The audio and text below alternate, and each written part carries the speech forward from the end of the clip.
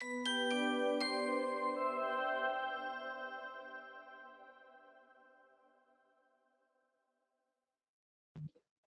afternoon, everyone. My name is Esther Lopez, and I am with Voices for Prevention. And we'd like to welcome you to our webinar on positive social norms with Micheal Haines. A couple of notes so that we can get through this and everyone has what they need. The handouts are available at v4pga.org. I have put a link in the chat box that you can click and it'll take you to the page. There are several documents there that Micheal will refer to during his presentation. So if you have a second, feel free to download those before we begin.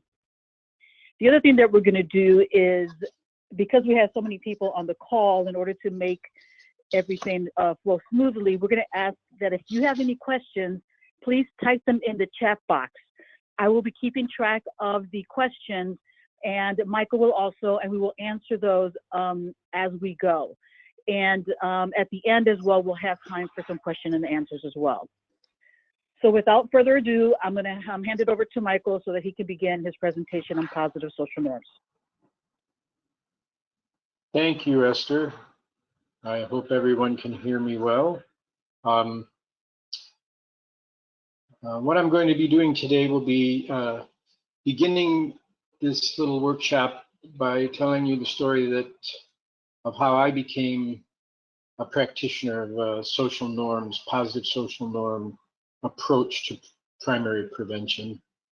And then I will describe what the social norm model is, and then finally describe how to apply it in terms of message development and use of media and so on. So let me get on with the show.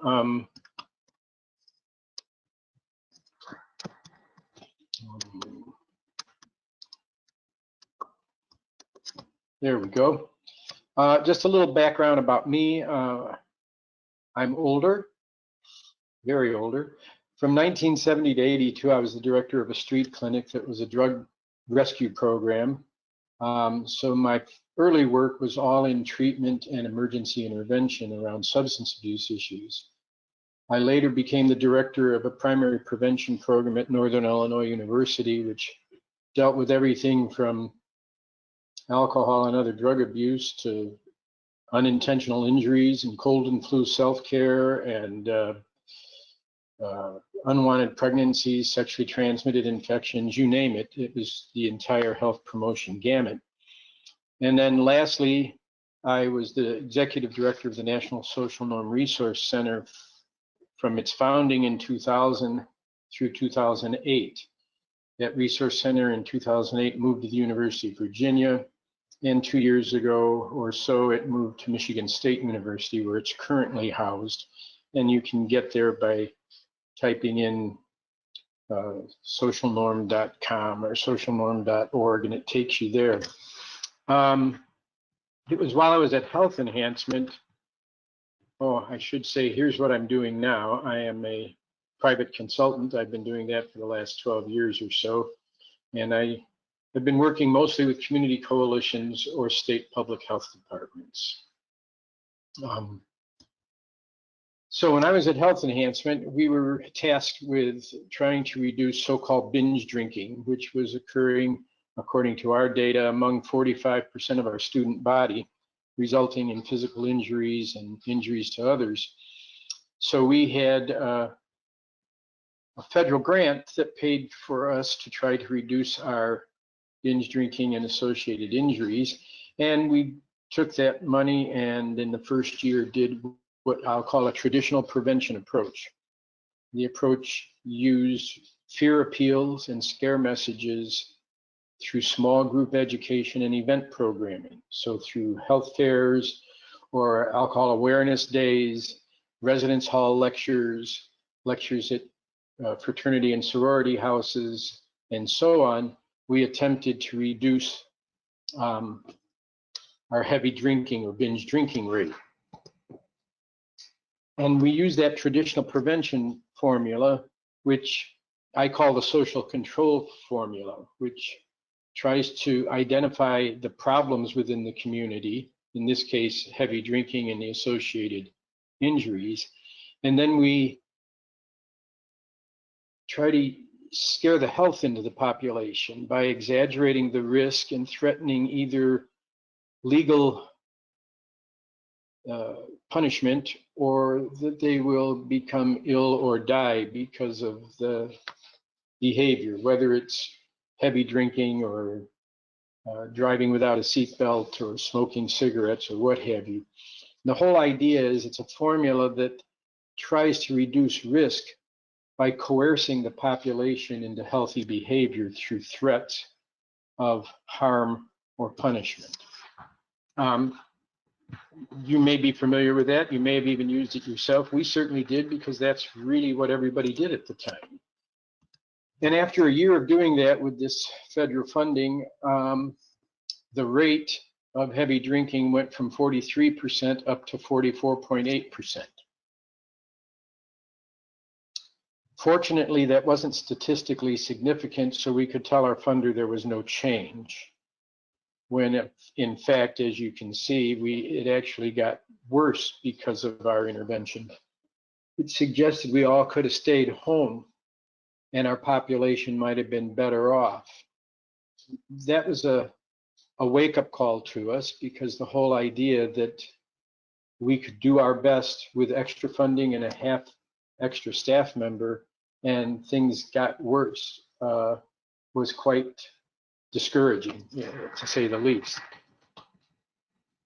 I want to say a little something about scare tactics, because they're almost always used when it comes to health issues. They're not used to sell blue jeans or sell cars or what have you. They're really only used, or primarily used, in the health field.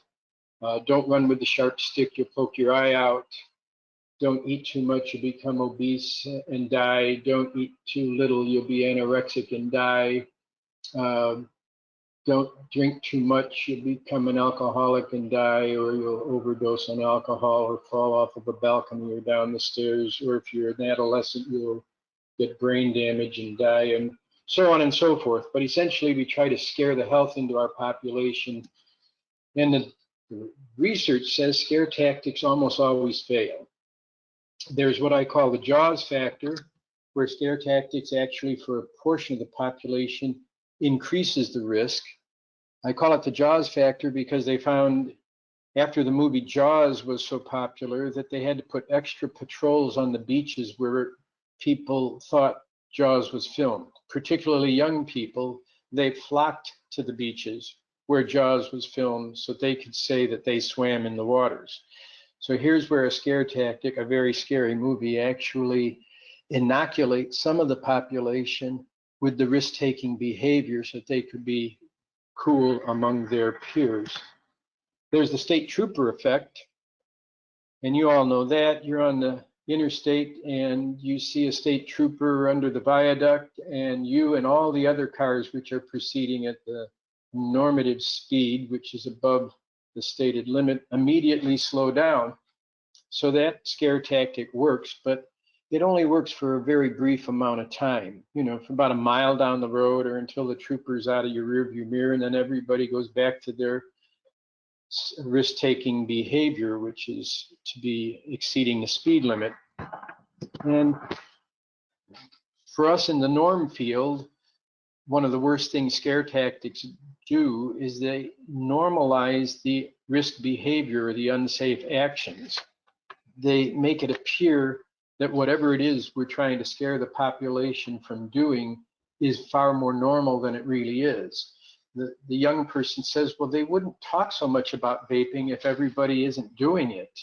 They wouldn't talk so much about prescription drugs unless there are a lot of kids out there doing it. I must be hanging with the wrong group because most of my friends don't. But if there's all these messages all the time about not to do something, it must be much more common than I think it is. So we have the phenomena that the more we talk about the problem, the more we try to use scare tactics to tell people not to do something, the more they perceive it as normal, which is actually an incentive to do the very behavior we're trying to keep them from doing.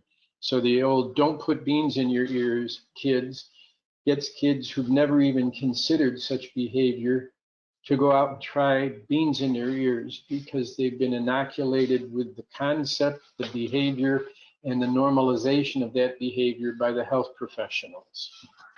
Ouch. So that's what we figured happened with us, is that we did our best to try to scare the health into students and actually made things worse. So we had nothing to lose, and we had heard about this social norms approach, which I was frankly leery of, having come from the treatment field. I thought that small group intervention and one-on-one talking or the health fair interventions were the way to make behavior change occur. The social norms approach talks about ignoring the problem and focusing on the solution, and it used primarily media methods to reach large numbers of people. We were on a campus of 25,000, and the simple mathematics said we were not going to be able to reach enough people with our information doing one-time workshops or health fairs. And even if the people we reached with our one-time workshops and health fairs all changed their behavior, it probably wouldn't have been a measurable impact because it was such a tiny portion of the population. We all have had the experience of having a guest speaker come into our community to speak about some health issue, tell their story, and we've spent $2,000 bringing the person in and another $500 or $600 advertising it, and we get 60 people to show up, 20 of whom are our staff and friends, and the other 40 are the people who we shake our heads and say, the people who really need to hear this aren't here. And that's one of the problems with that type of intervention methodology, is it tends to reach the people who don't need to be reached and miss the people who need to be reached the most. Whereas media is a way to reach all of the people most of the time. Although we didn't know a lot about social marketing and media and promotions, we learned. The social norms approach is one that tries to identify the norms of populations and then use those norms as part of the intervention strategy. So a traditional social control approach would be to build sidewalks where we want them to be and then try to make people walk on them. Whereas a social norms approach might look at where people are already walking and put our sidewalks there so that we are not in conflict with our target audience or those that we were trying to serve. So a summary of the social norms formula is that it's a strategy which identifies these positive practices, healthy beliefs, safe places that are in communities, and models and promotes those. You'll see a version of this formula throughout the workshop as we go along. Now, I said that the social norms approach in most cases uses social marketing. It has been used on one-on-one and one in small group as well, and has been shown to be very effective there. So I'm not saying it can't be used in that manner. It's just that for most of us in primary prevention, we have the obligation to try to reach large populations with very few resources to get measurable impact. And because of that, we can't do the one-on-one or small group intervention and expect to have much effect. Hence, social marketing becomes a very cost-effective methodology. So what is social marketing? We'll talk a lot more about it later on in the workshop, but suffice to say, it uses the principles of commercial marketing for social good.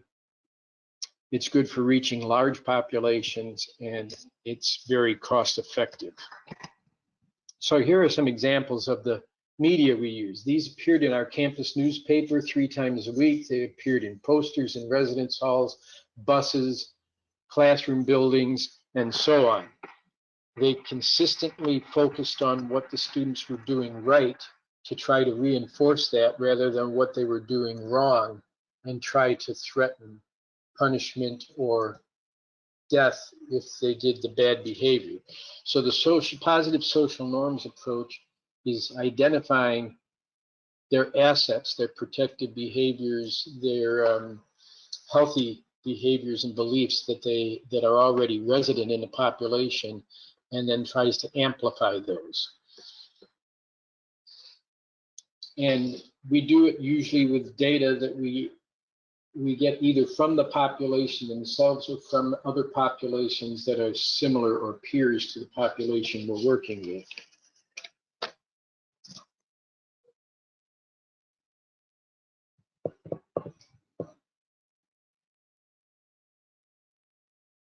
As you can see in this one, we normalize the behavior that men and women are drinking 5 or fewer, 4 or fewer, 3 or fewer drinks. And we're giving them some behavioral tips for how to achieve the healthy behavior that we are focusing on and normalizing. After a year of doing the norm correction information, our heavy drinking or binge drinking dropped from 45% to 38%. The perception of heavy drinking, which is this red line, also went down during that period of time, from 69% of the students believing that the majority of students were heavy drinkers to 61% believing they were heavy drinkers. So we got these parallel responses in our outcomes, both the perception of heavy drinking being normal and the actual heavy drinking, which wasn't normal, were reduced.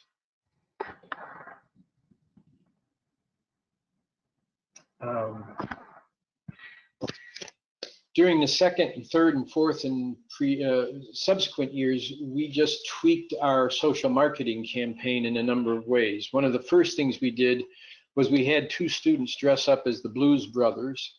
We called them the Money Brothers, and they went out to residence halls at dinner hour at the cafeteria, to the student union at lunchtime at those cafeterias, and were instructed to go to a table where there were many students, ask the table if they knew what percentage of students were moderate drinkers, if they drank at all, and if anybody got the answer correct, they got a $1 bill on the spot.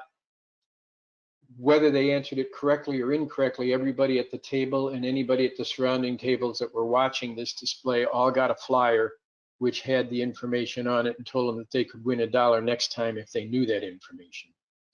This was simply a promotional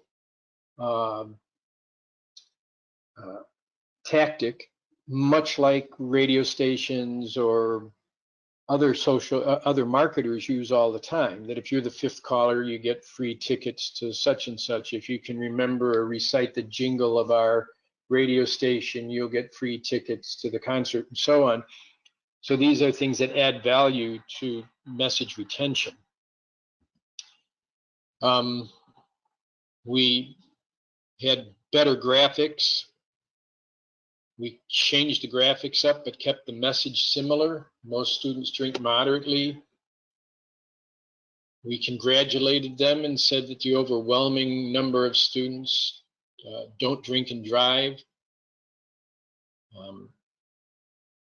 And we gave them solution-based information about how to maintain that behavior. That's down here with the tips to prevent DUI.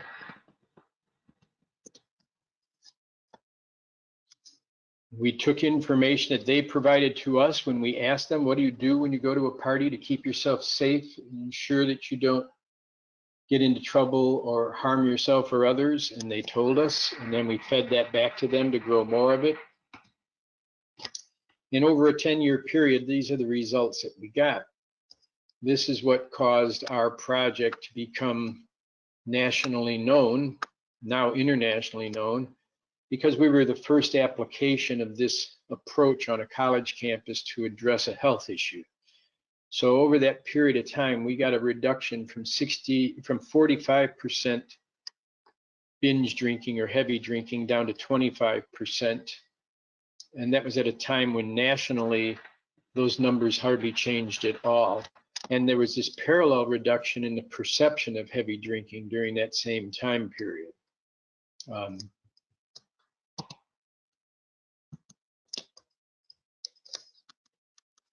There we go. And this is the national data of the same time period. As our numbers were dropping from 45 to 25, the national numbers were staying relatively flat at around 42 or 41%. And that's what we use as sort of a quasi-control for our efforts. This was published in 1996 in the Journal of American College Health when the project was about half complete.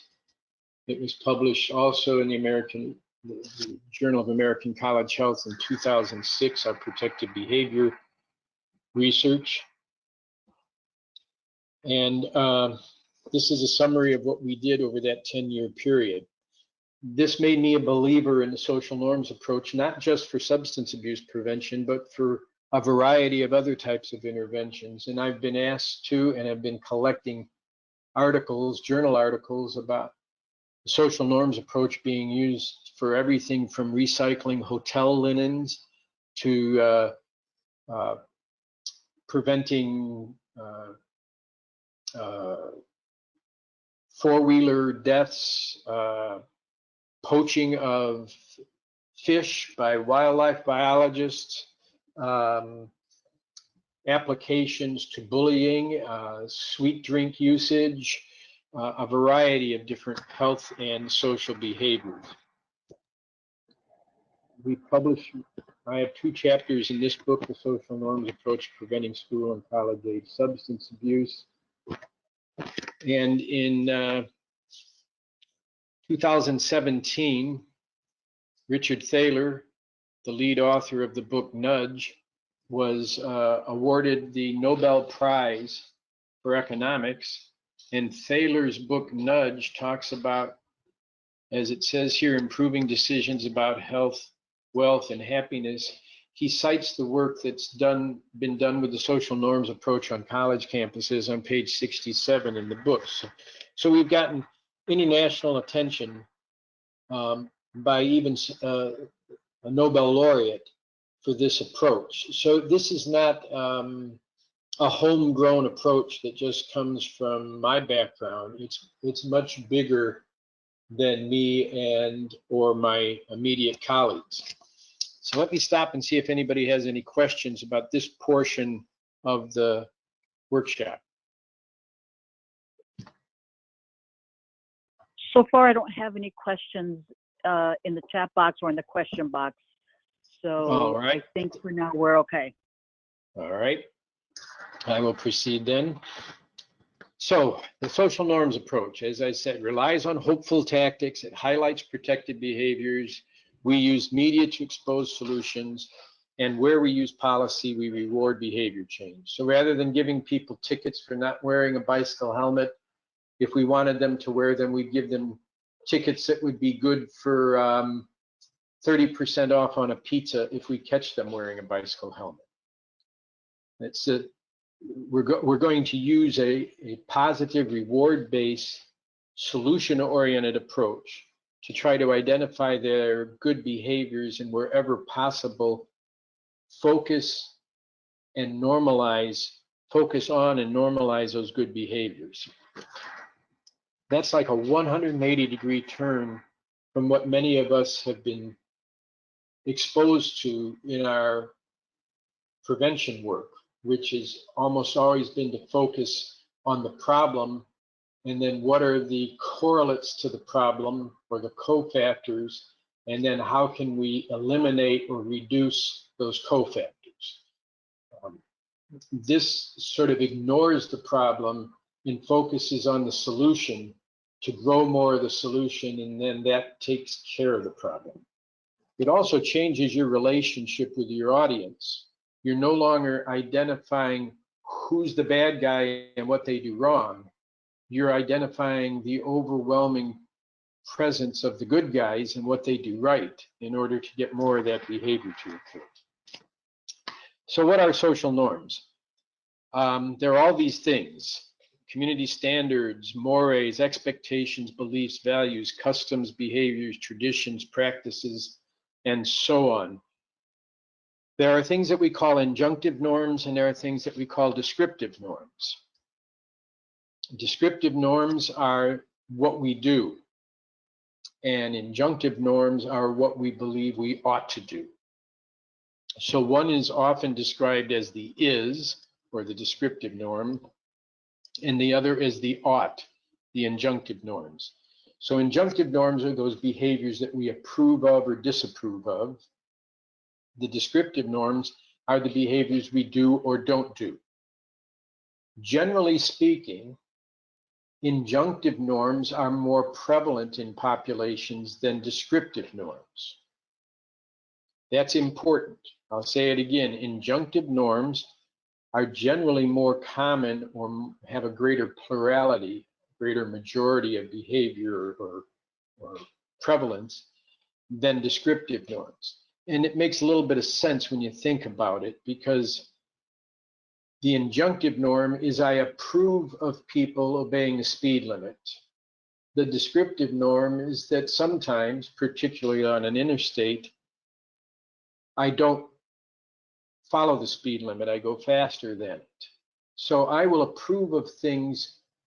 There will be far greater people in my peer group who will approve of a behavior like following the speed limit than always do that behavior, which would be the descriptive norm. Sometimes we find within a community that the majority don't do the health behavior we're trying to increase. So we don't have a descriptive norm. We have behavior like wearing a bicycle helmet, but perhaps only 30% wear the bicycle helmet. So we couldn't call that a norm. It's only 30% of the population. But if we were to ask the population, do you approve or disapprove of wearing a bicycle helmet, we might get 75 or 80% that approve of people wearing bicycle helmets. So that we have an injunctive norm of approval for wearing bicycle helmets, even if we only have 30% doing it. That is a setting that's ripe for positive behavior change, because we already have in place an injunctive norm of approval for the behavior we're trying to have occur. It's even better when we already have both the descriptive and the injunctive norm, such as you have in Georgia with, say, alcohol use, where the majority of school-age kids both disapprove of minors drinking, and the majority also don't drink. So we have both the descriptive norm of avoiding alcohol use as a minor and the injunctive norm of disapproving of alcohol use as a minor. We know that because we have data that shows that that's the case with students. Your Georgia Student Health Survey, for instance. So how do social norms work?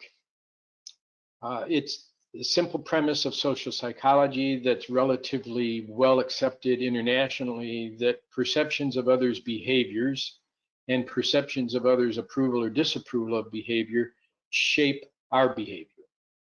So what we think others do and what we think most others approve of doing or disapprove of doing shapes the decisions that I make about my behavior, whether I know it or not.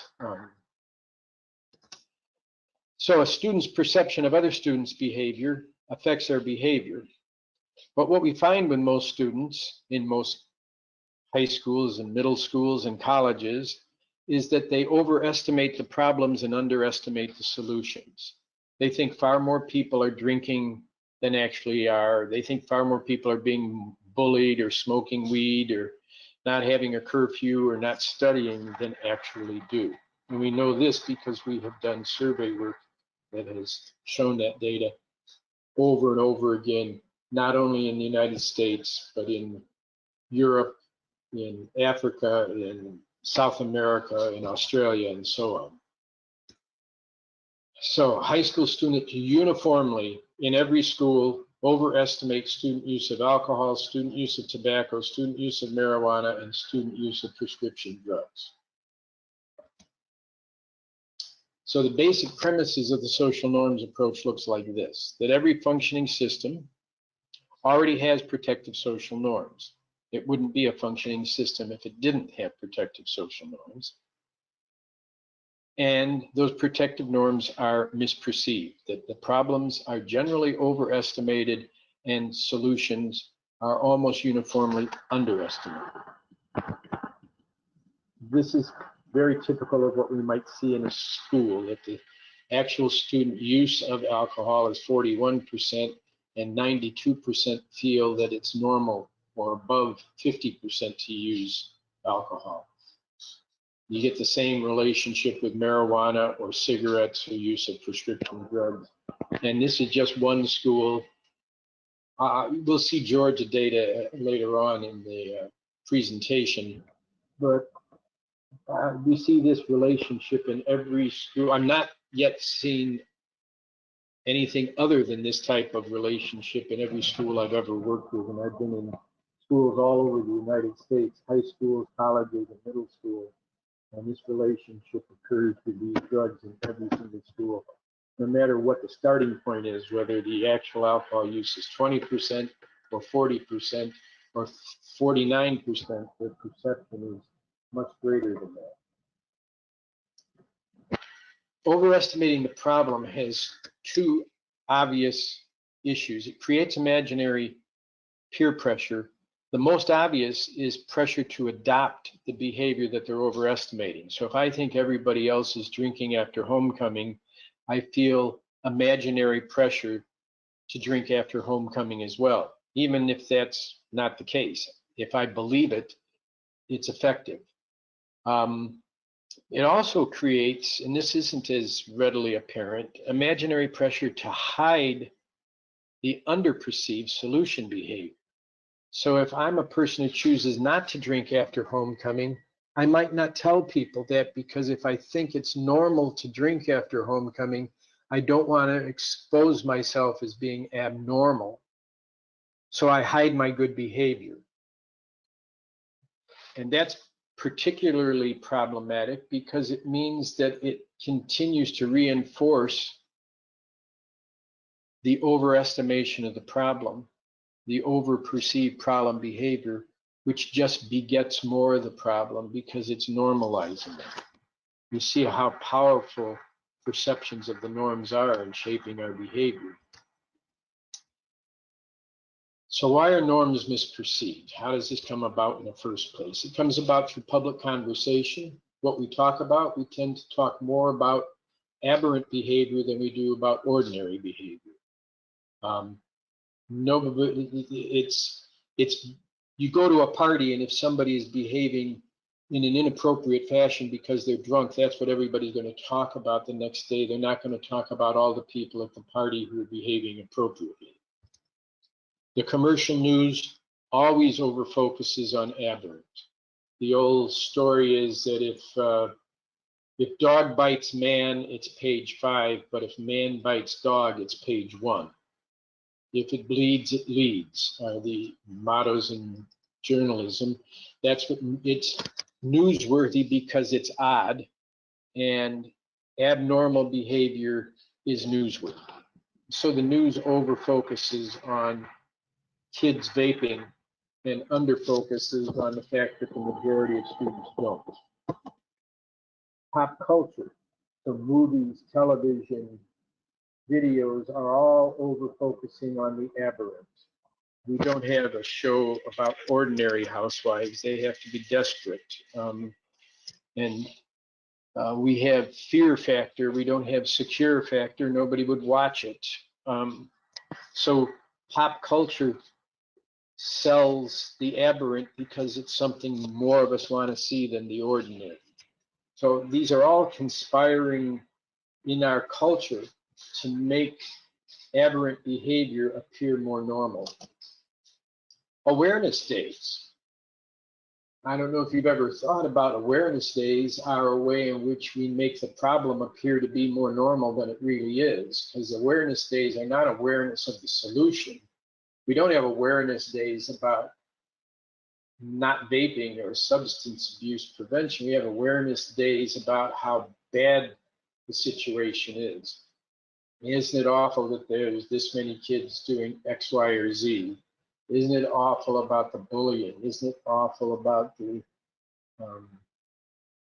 number of kids who are involved in premarital sex? Whatever it happens to be, we have awareness of the problem, which then over focuses on the problem, just like the news or pop culture or public conversation.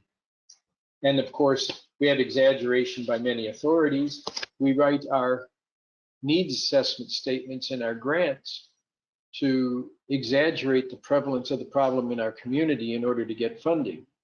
And I'm going to say that's not inappropriate. That's what I would do too if I was writing a grant, is I'm going to use every piece of data I can to try to shape the perception of the problem in the funder's eyes to be as big as can be so that they will give me money. I just don't want to use that same tactic to try to improve the health of my population. When it comes to health promotion, I want to expose populations to the normalcy of the healthy behavior rather than exaggerate the problem. Exaggerating the problem is okay for need statement. It's not okay for intervention strategies. There's a thing called media advocacy, which trains people about how to get the problem even more attention within public conversation or commercial news and so on. There's also attribution error and false consensus and uniqueness. Let's see if I have enough time to unpack all of that stuff as well. I think so. False consensus and uniqueness. Let me take that first. False consensus is that individuals tend to, who do the problem behavior, want to see the problem as far more normal than it actually is, because it makes them feel less shamed about their behavior. So if I'm a heavy drinker, if I'm a bully, if I'm a rapist, I'm going to see all of those behaviors as being more common in the population than they actually are, because it protects me from my own conscience. So that's false consensus. False uniqueness is where I am so unique in, or feel so unique in doing the good behavior, that I get even better feelings if I think there's many people doing the bad behavior. It makes my good behavior all the more holy than thou. So false uniqueness and false consensus are two personal psychological motivations to over perceive the abnormal, to normalize the misbehavior. Attribution error is another thing altogether. So attribution error is known in social psychology as a very common, well-documented phenomenon, that we perceive the behavior of our friends as being more positive than the people that we know less about, that we perceive in a more negative manner. So the less we know about a population, the more we are likely to attribute their behavior to some flaw in that population.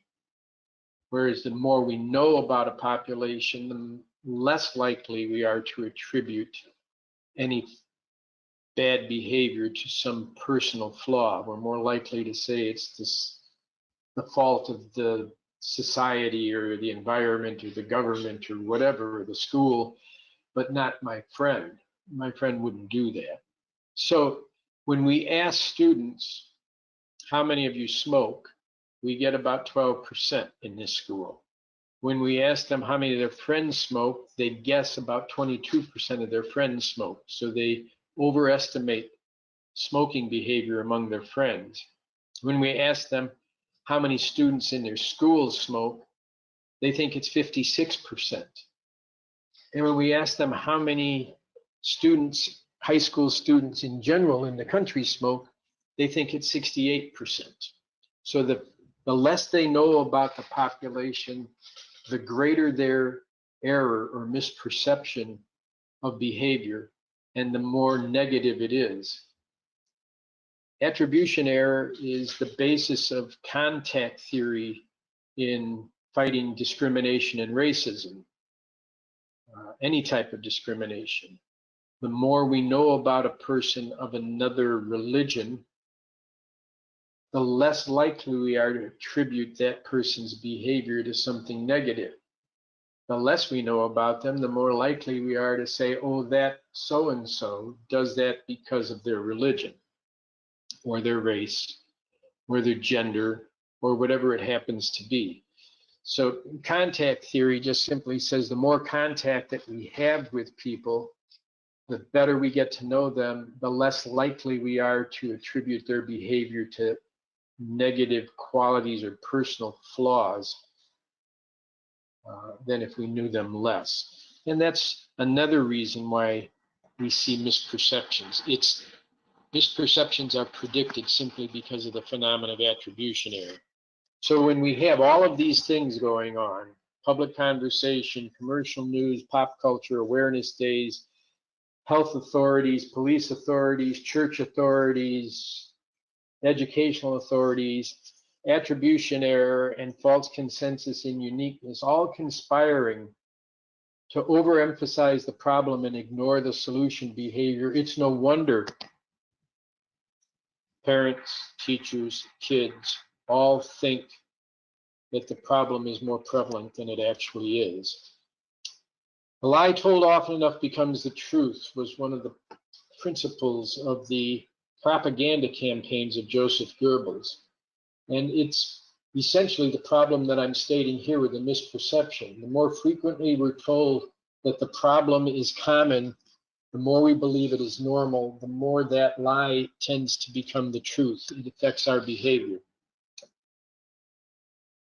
So given all that, the social norm hypothesis says that if we just simply change their perceptions of the norms, decrease their perception of the problem, increase their perception of the solution, we'll change their behavior, reducing risk and promoting health. So this is the social norms formula once again. It seems simple, but it takes a lot of work to accomplish.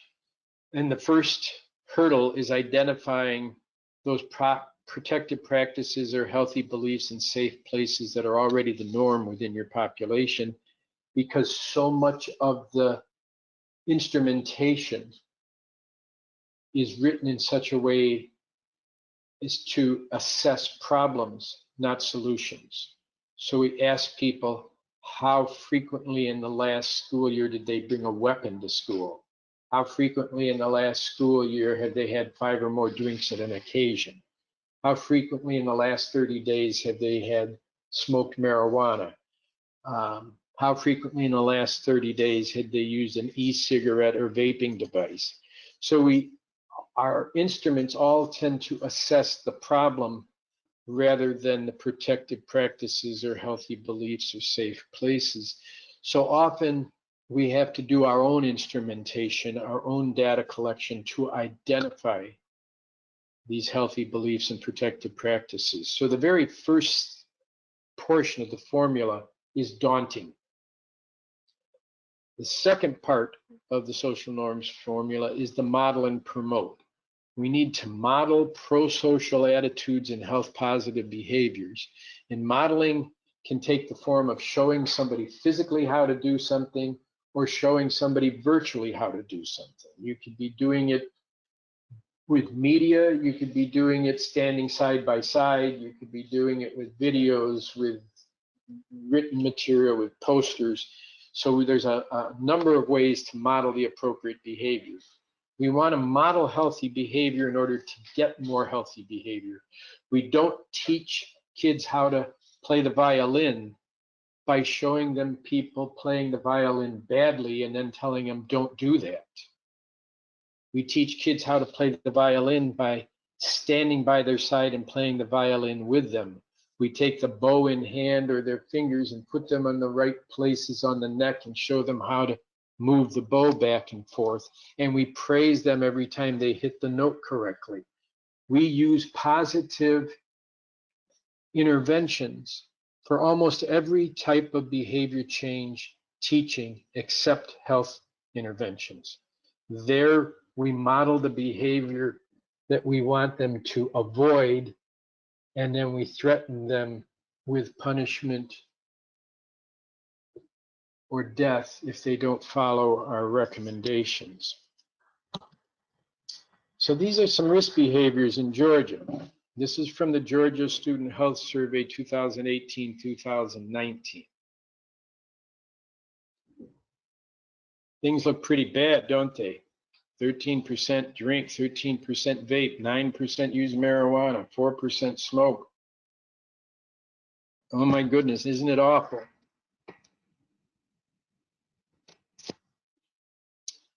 These are the exact same data in the state of Georgia, in the exact same survey, just reported differently. This is focusing on the solution. Oh my goodness, do things look good in Georgia?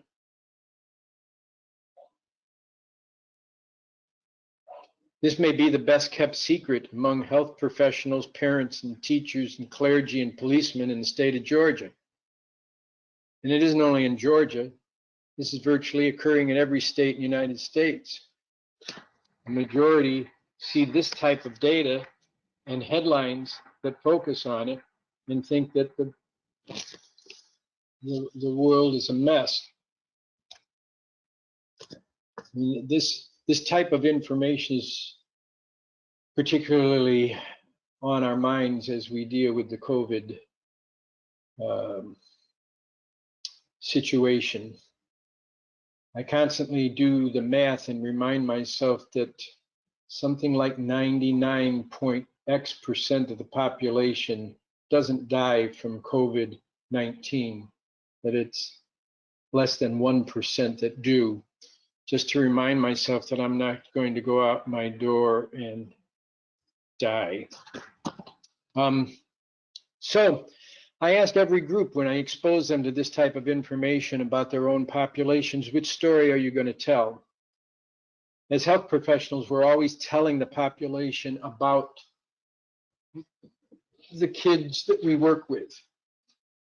We're telling parents, we're telling other health professionals, we're telling legislators, we're telling the kids themselves information about Georgia teens. And which story are we going to tell?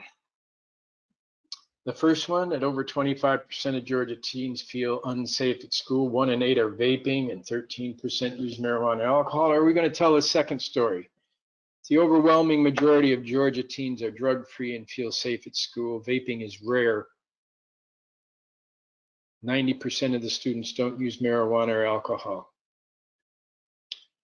Those two stories are both based on the exact same set of facts, but they're very, very different and have a very different effect on our populations. Questions? Come on, somebody's got a question. Some of this must be making your head spin.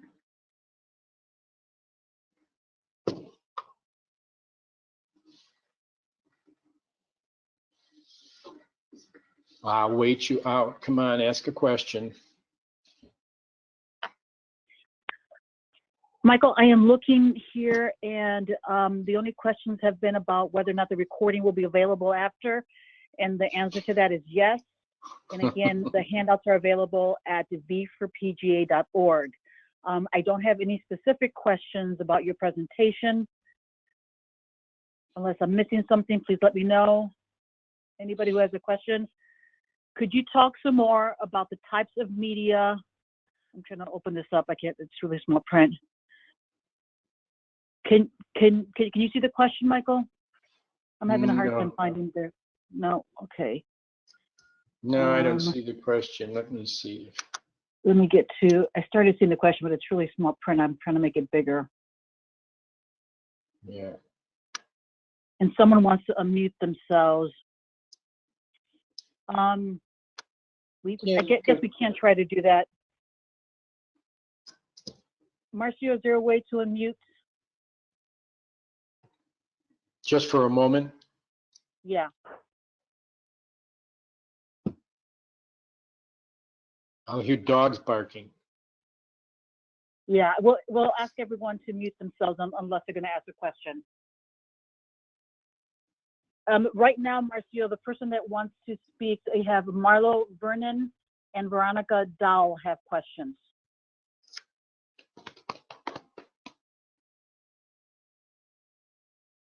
I think Marlo has types of ways to spread the norms.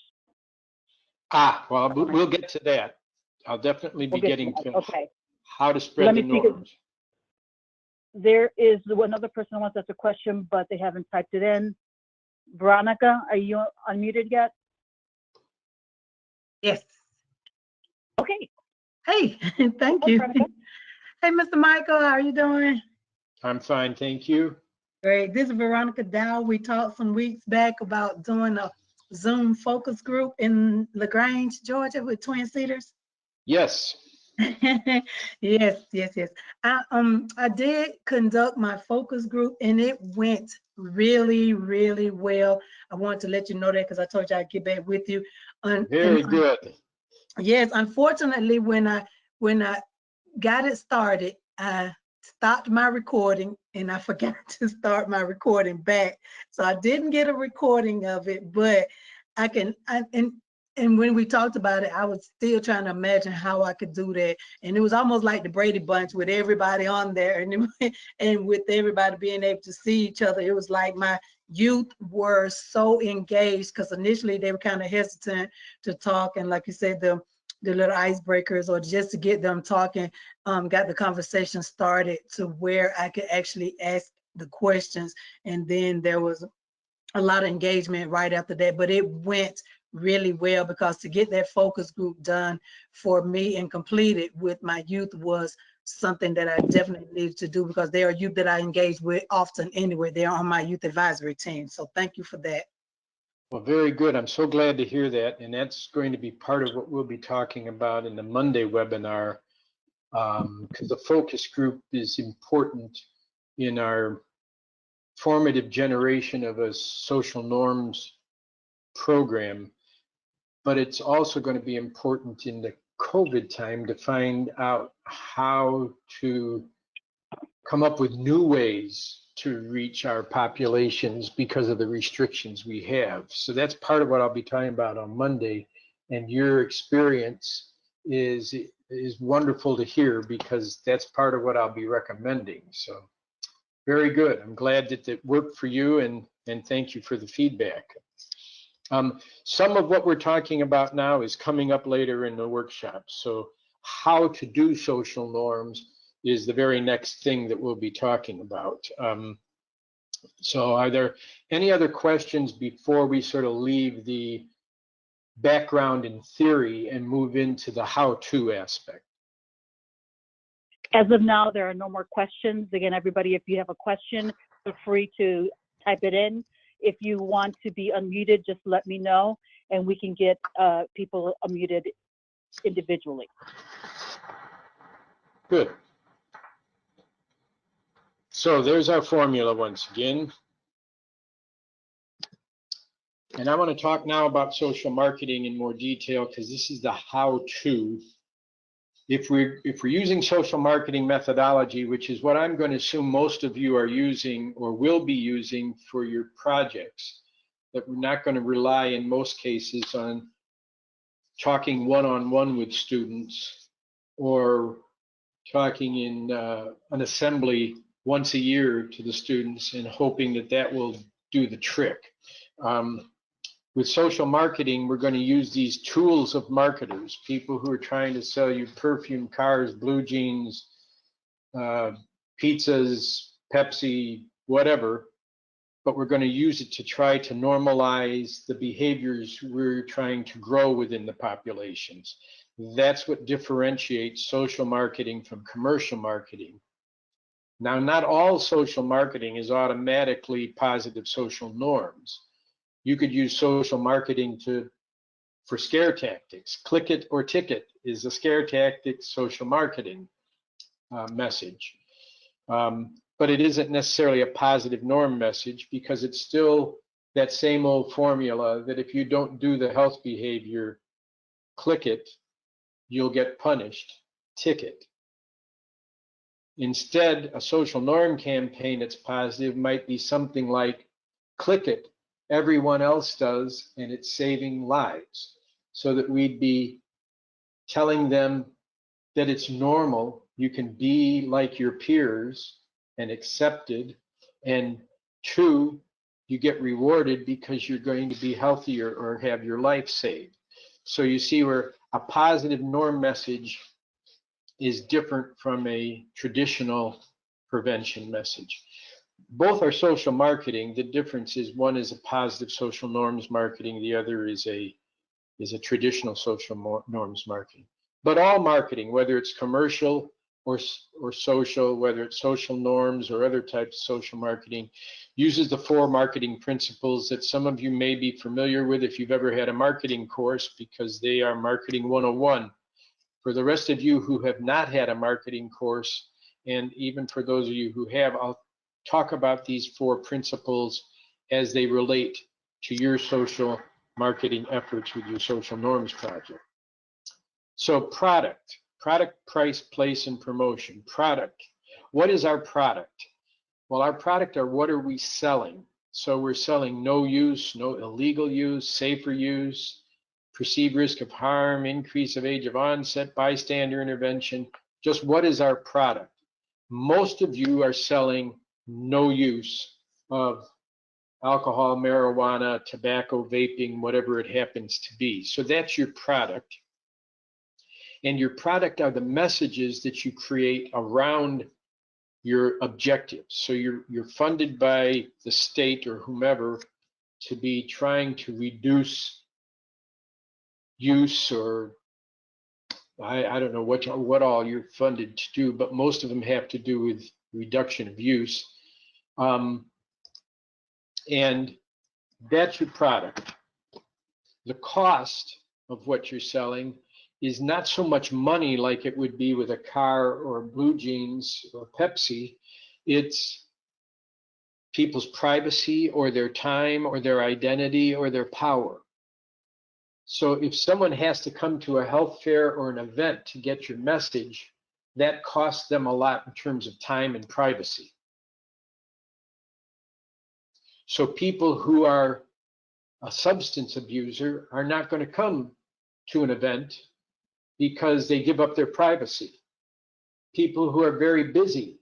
I'm a single mom and I'm working all day long, and at home I come home and take care of the kids and feed them, and I might have to read to them. I don't have time to go hear some speaker in an auditorium from 7 to 9 at night. So that's time. It's too costly.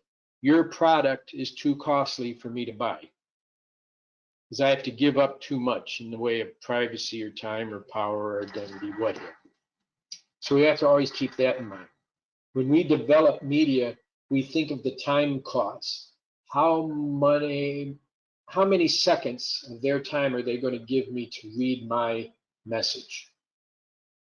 They're not going to give me a lot, because even the high school kids and the middle school kids are too busy in many cases to read it. The place is the site or the channels that you use to expose the population to your product, your message. So we need to determine what are the sites that work best. We need to determine what are the messages that resonate best with them, what language to use. We need to find out what's the most effective way to reach them with the messages, either channels that they're already using or new channels that they might be willing to use. And then we want to add value to our message. That's promotion. Promotion is those guys walking into the cafeteria and giving people $1 if they'll remember the message. That's a promotional strategy. Some schools have said we'll give away a free iPad at the end of the semester to people who can answer these 10 questions correctly, and then there are all questions that the answers are from their messaging. So you had to pay attention to their message in order to be able to win the prize. So that's a promotional strategy that adds value to the message.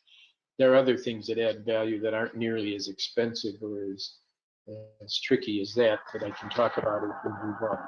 So product, price, place, and promotion are the 4 P's of social marketing. You also have to consider who is your audience as you develop your, let's say you have a grant to reduce vaping within your community. You have to decide who you're trying to reach with your messages, how large a population or area you're going to be addressing. Are you going to be addressing current users to try to get them to stop, or potential users to keep them from starting, or both? Are you going to be just addressing the kids, or are you going to address the teachers or the parents, or both, or all? So you have to know who your target audience is, because that's going to determine your messaging and your channels and everything else. So here are some examples of some media that's been used in high schools. I particularly like this poster.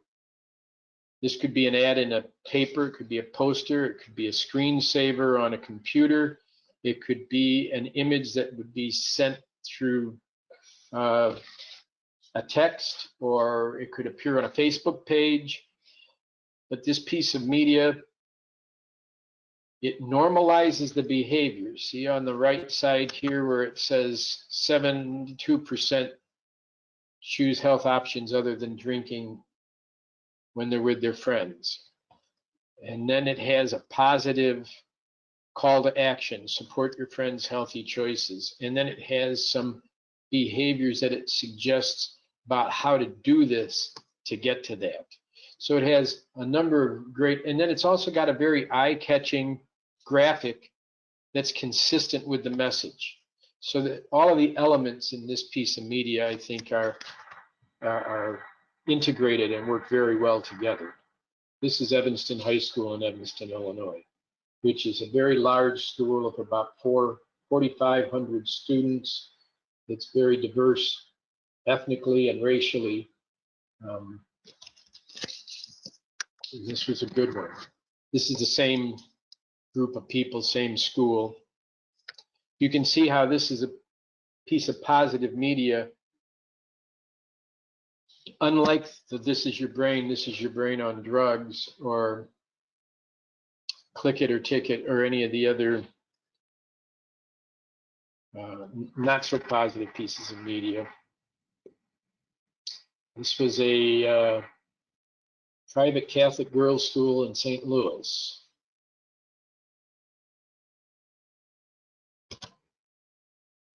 This is a high school in Mississippi. This is a high school in Texas.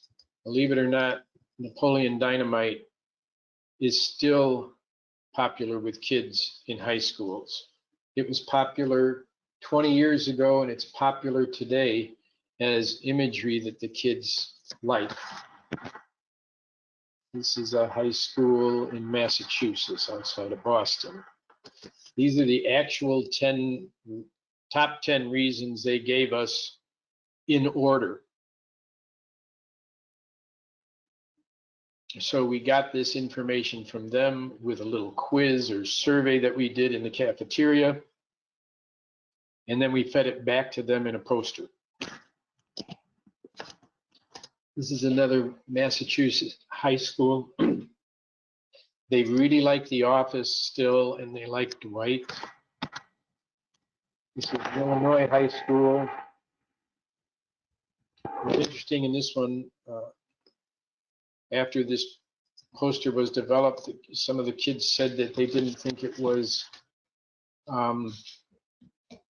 realistic enough because they call mom, not dad.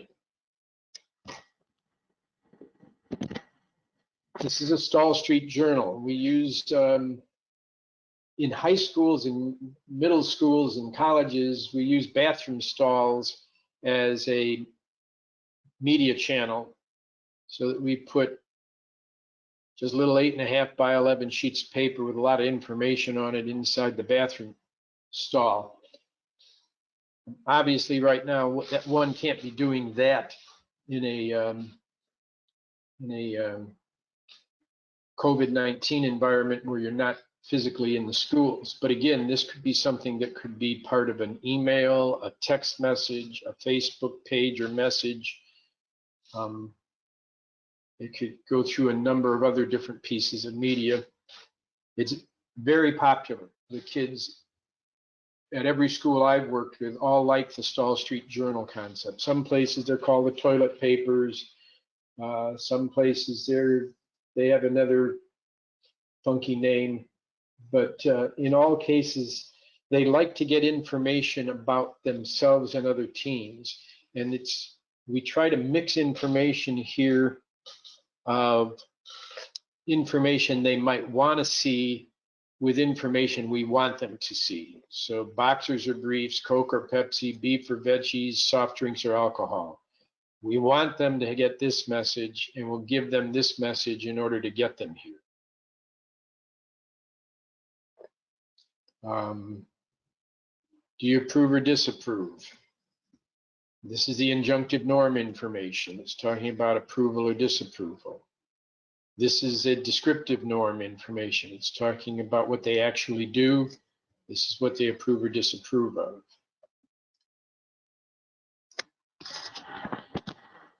And once we expose them to media, we usually see this type of curve. We have a question in the surveys that we use that say about how many times during the school year have you seen or heard da da da da da. You can read it. Before we start, believe it or not, at baseline, they haven't seen any of our media yet. We still get about 41% who say they've seen it.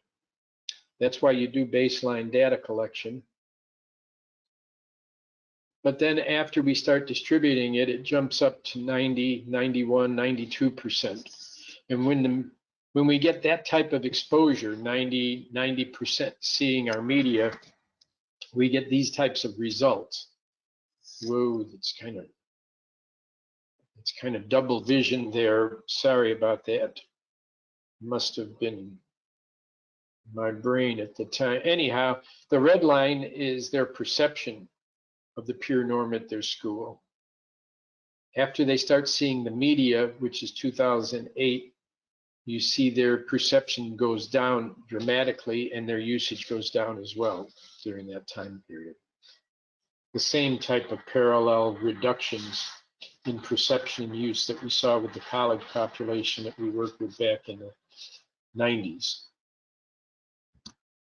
Do you have any questions about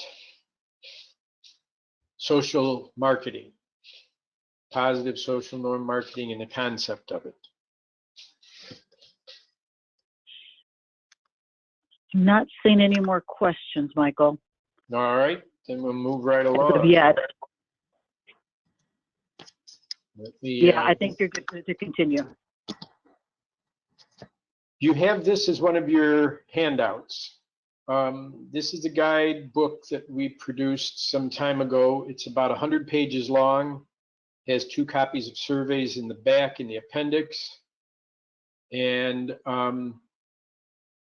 you should have it.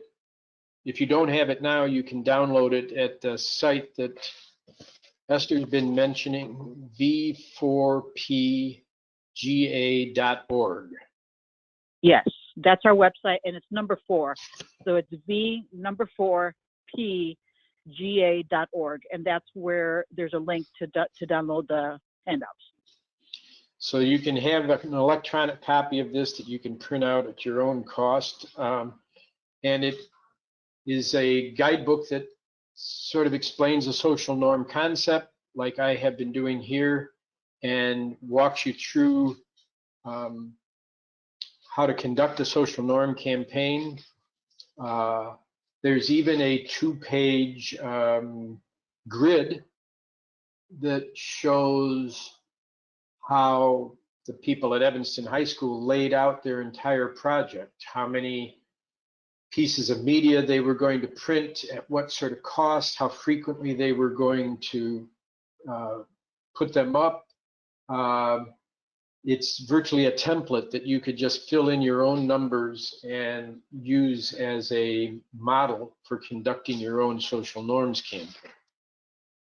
So that's very useful. There's also a 30-month timeline of what to do when during a 30-month period to initiate and complete 30 months worth of a social norm campaign in the guidebook as well.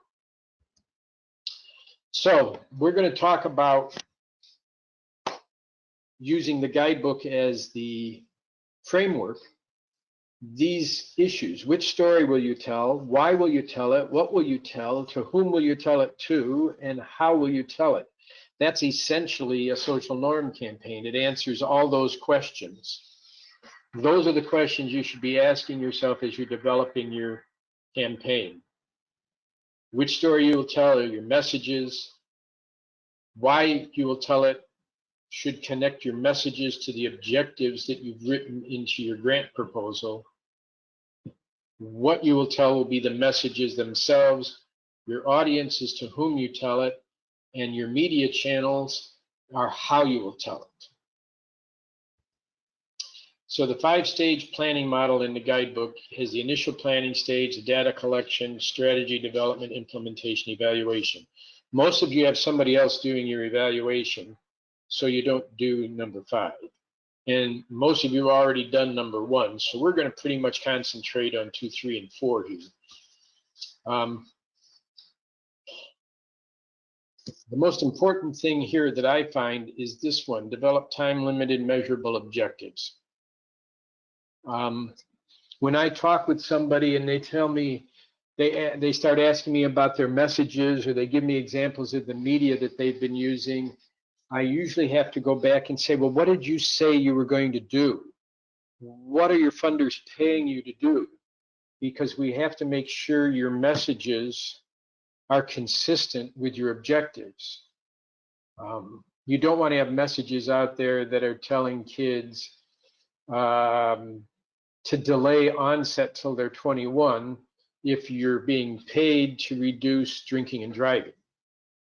They might overlap, but they're not as directly connected, and we want to get results, and we get results by having a direct connection between our intervention and our objectives. Obviously, identifying the population is a very important one as well.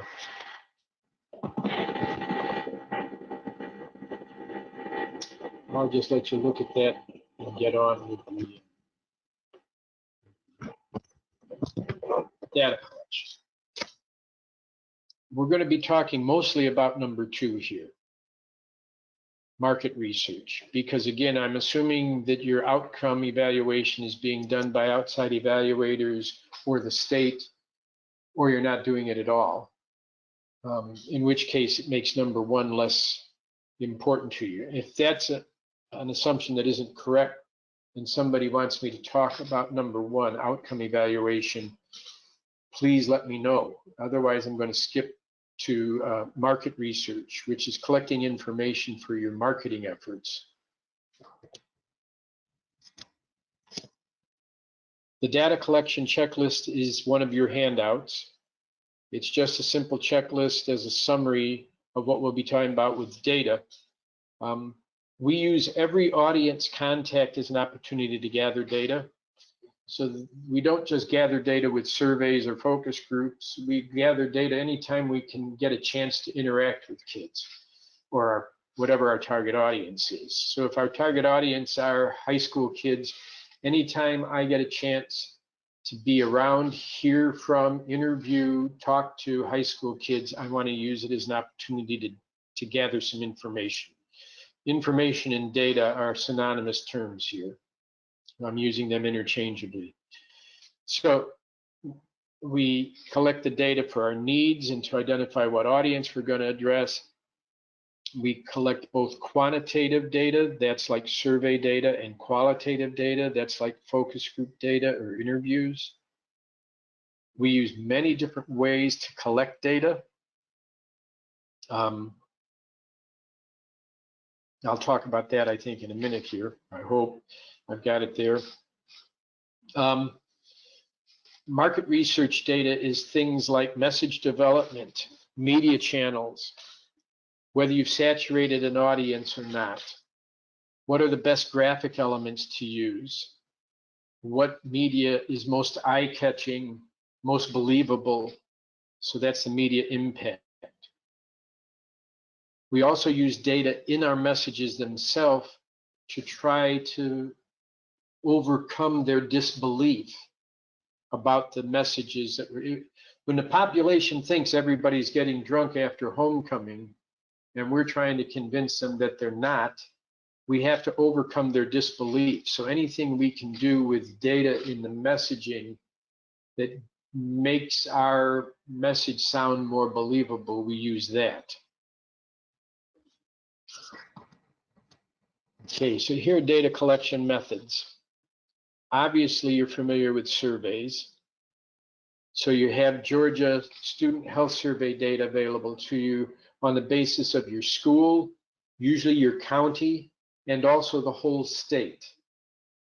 Sometimes there's multiple schools in the county, sometimes there's only one school in the county, so the county and school data are essentially the same, but there's the state data. I use both if I'm doing messaging in Georgia, because I want to tell them messages about their closest people. Those would be kids in their own school. Their next closest people are people in their county. The next closest are people in Georgia. The furthest away would be high school kids in the United States. But I might use all of those data points at different times or even together in my messaging in order to make it more believable what I'm telling them. So I might say something about most kids in Georgia don't vape, and you know most kids in your county, in your school don't. And by the way, most kids in the United States don't either. It becomes harder to disbelieve that information when it comes from multiple sources like that. So sometimes I'll use multiple survey sources. Focus groups are invaluable. I'm often asked, how many times should I do a focus group in a year with a social norms program? And I say as many times as you have energy, money, and time to conduct. You couldn't do enough. They provide you with an incredible amount of information. And like the name implies, you can focus it on very specific issues. You can just solely go after media channels. How do we reach you? You could solely look at messaging. Do you like this message better than this message? How would you say this if you were in my shoes writing this information?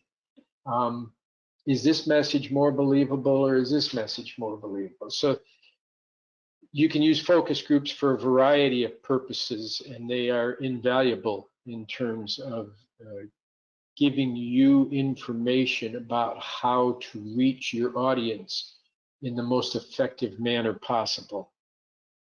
Interviews are simply more one-on-one. So if I'm talking with a middle school student, I might be saying, you're at home now, you're not in school. How are you getting information about what's going on in the community, what's going on with your friends, what's going on at school?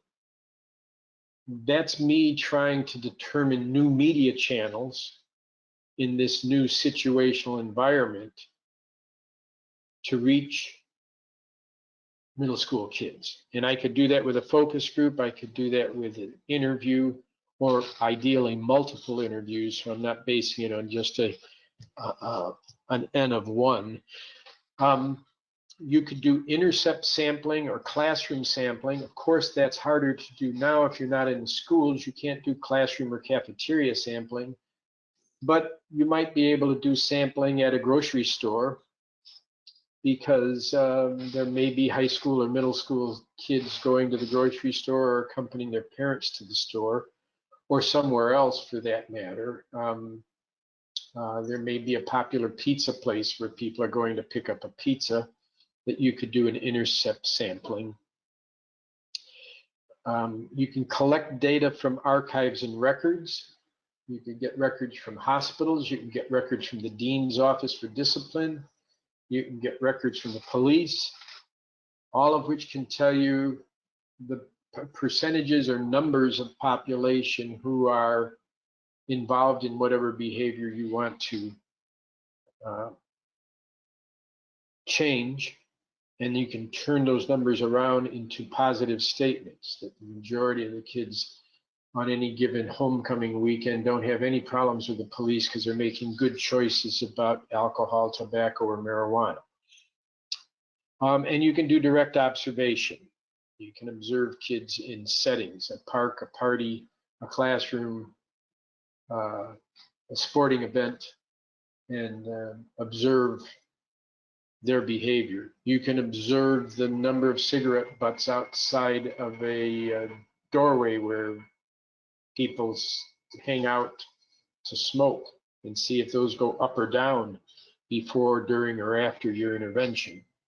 You can observe the number of beer cans in the ditch, on the same ditch, every month of October for a baseline and then a post-testing after your intervention to see if the number of beer cans have gone down, because essentially the people who throw beer cans in the ditch are the illegal drinkers, who are mostly the high school kids, because they drink in vehicles rather than in a home setting or a bar or what have you, because that's where they can without getting caught.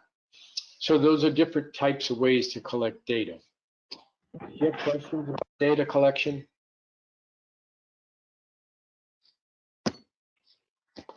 At this moment, there are no additional questions, Michael. All right. Maybe our webinar will end earlier than I thought. It's 2 now, or almost 2. We'll see. At the end, we'll give people time to unmute if they want to ask a question instead of typing it in. All righty.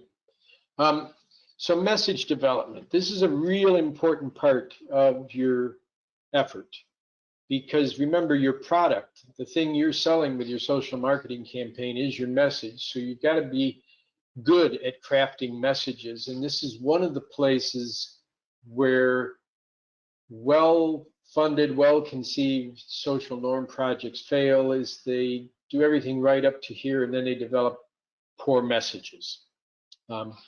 So what are the types of messages we'll talk about? There's direct norm challenging messages and indirect norm challenging messages. So we're going to challenge their perception of the norm. They think everybody's doing it. A direct norm challenging message will be everybody's not doing it. That's oversimplification, but that's a direct norm challenging message. An indirect one would be something like they're making good choices, they have fun without doing it. So now I haven't said everybody's not doing it in a direct, in-your-face fashion. I've sort of implied that they're not doing it with an indirect challenge. You'll see some examples of these. It might become clearer. There's descriptive norm messages. We've talked about that. Descriptive norm messages is most kids, most of the time in your school, have made the choice not to vape. Most students at White County High School don't use marijuana. That's a descriptive norm message. An injunctive norm message is most kids at XYZ High School disapprove of pressuring someone to drink. Most kids at such and such high school approve of kids waiting till 21 to drink alcohol, if at all. Anytime you see approve or disapprove, right or wrong, those are injunctive messages. Descriptive messages are talking about what they do. Injunctive messages are talking about what they think is right or wrong, or they approve or disapprove of. Aspirational messages are what they aspire to be. So here are some direct norm challenging messages.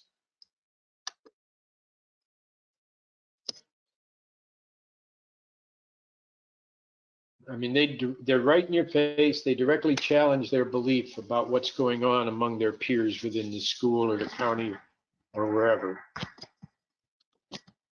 Indirect ones.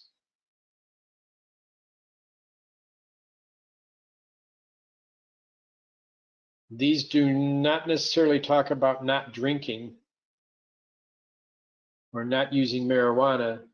Instead, they sort of imply that without being. We like to use indirect messages to start a campaign and move to the more direct messages so that we sort of gradually get in their face rather than start right in their face.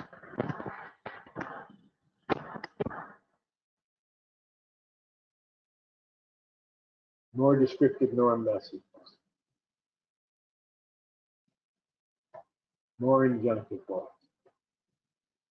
You can see where these injunctive messages are sort of easier to take. They're more believable as opposed to these, which are directly challenging what they think's going on. That's why we lead with the injunctive messages, because if they see these and believe them, they're more likely when they see these to believe them. At least that's the concept. Aspirational norms. These would be the norms of what somebody aspires to be, like freshmen don't want to be seen as freshmen. 17 magazine was sold mostly to 15-year-old girls, 14-year-old girls. So we want to, especially young people, want to be older than they are. So telling them what all the freshmen do or believe or behave is not nearly as powerful as telling them what either all students at school do or even what the seniors do. So saying that the seniors don't approve of drinking that interferes may be a more powerful message than saying what the freshmen and sophomores do. When we conduct focus groups in high schools, we almost never conduct focus groups with freshmen and sophomores, unless we're specifically trying to address a freshman or sophomore issue, because what the freshmen and sophomores believe or think of our media or media channels or messaging is not nearly as important as what the juniors and seniors think, because the juniors and seniors are so much more influential. We also know that for 8th graders, that exposing them to messages about what 8th graders think can have some positive impact, but coupling that with information about what high school kids approve or disapprove of is even more powerful, because 8th graders so badly want to be older. So that's what aspirational norms are about. So I'm going to just go through some real posters here and describe what the type of messages are in here. So I think they're all from Long Beach. So in this poster, we have 2 messages. They have a good time without alcohol, and they respect students who don't drink. Both of those messages are indirect. They don't directly say students don't drink. It says they respect kids who don't drink and they have a good time without it. So they're indirect, believable, easier to take. This one, the indirect message, going out with friends is so not about alcohol. And then we have an injunctive norm message in the same piece of media. 66% approve of a student who does not drink at a party where others are drinking.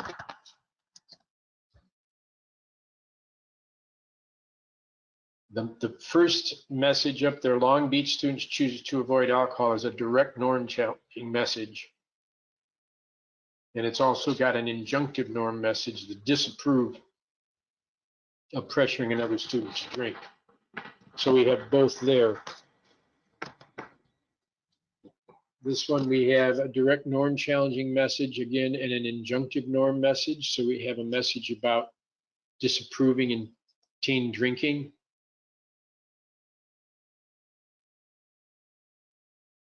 There isn't a direct one in here. I'm sorry. I should fix that. There's just the injunctive norm message here. I like this piece of media because our designer was able to take their mascot and Photoshop it onto Napoleon Dynamite's t-shirt so that it made it particularly fun and appealing to the kids. We also, at this school, asked the question of the kids in focus groups or interviews, who's somebody in the school that everybody likes, everybody knows, and respects. And Miss Mandy's name came up any number of times, and Miss Mandy works in the cafeteria line and has been working in the cafeteria line since some of their parents were going to school at this school. So we went to Miss Mandy and asked her if she would pose for some of our media, and she said sure. So we put her in football uniforms and cheerleading uniforms and had her in, I think, 3 different versions of posters. Now this one is a bit wordy, so this is a poster that can only go where there's going to be a chance for kids to read it. So maybe in a bathroom stall or in the cafeteria where they have to stand in line while they're waiting to get food because it's got all this information. These are actual reasons that came from the kids themselves. We just asked them, if you don't drink alcohol, why don't you? And we gave them some multiple choice answers and also gave an other line, and then they just ticked off which ones they felt were most relevant to them. And those were the actual responses we got from them.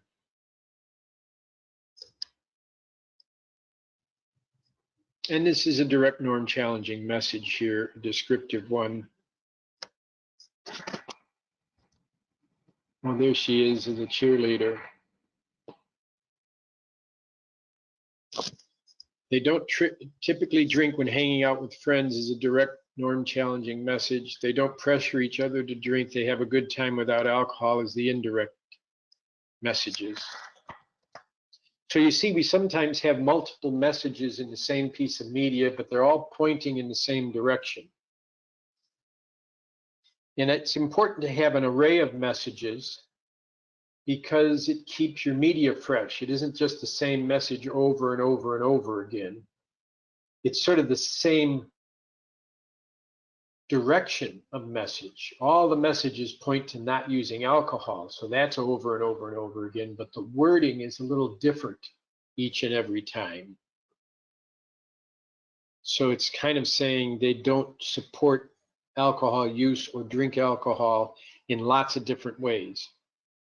So as I said, they like The Office. We use The Office a lot. We use Friends. And we use Napoleon Dynamite in media.